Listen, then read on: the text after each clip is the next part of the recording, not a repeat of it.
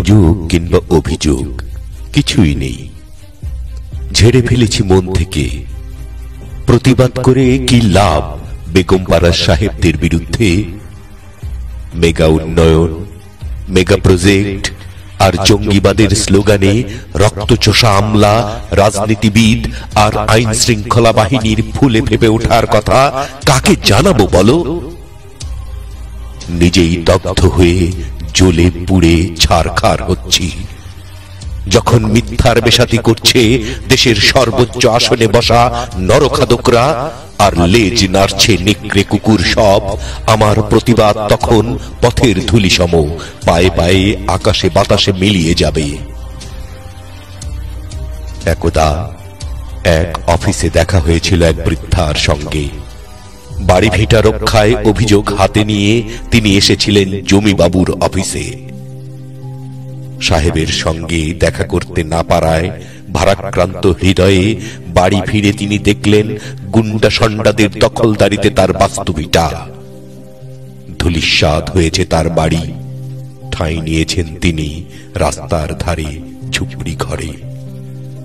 আর ওই সাহেব ভুলেই গেছেন জনগণের সেবক তিনি, জনগণের টাকায় তার বেতন।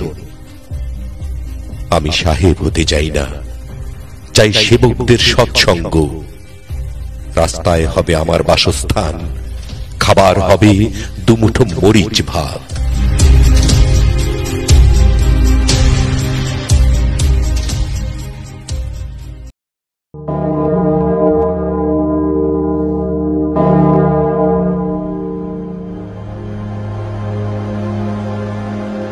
খাস কামরায় বিচারক।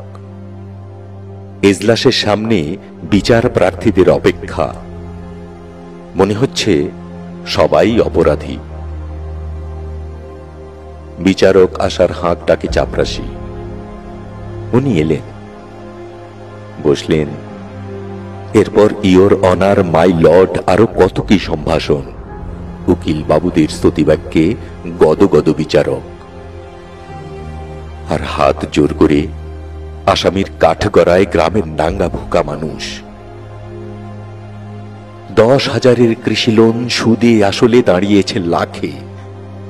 খরা বন্যায় ফসল নষ্ট হলেও গণনায় কমতি নেই সুদের। আজও মেয়ের বিয়ে হয়নি। ছেলেটিকে কলেজে, বড্ড শখ চাকরিজীবী হবে সন্তান।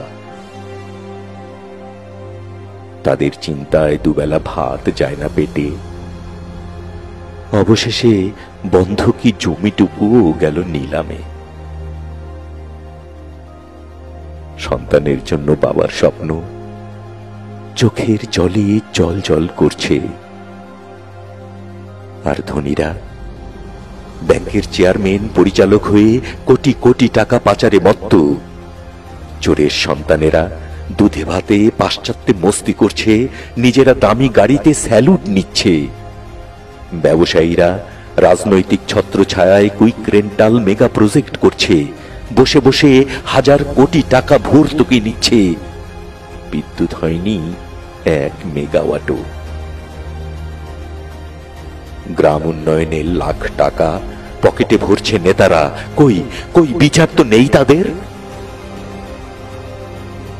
দলকানা বিচারকরা, তোমরা ঘুমো, আজন্ম ঘুমো, বিবেককে ঘুমিয়ে নাও তোমার মতো করে। আর বিচারের বাণী মন কাঁদায় গরিবের।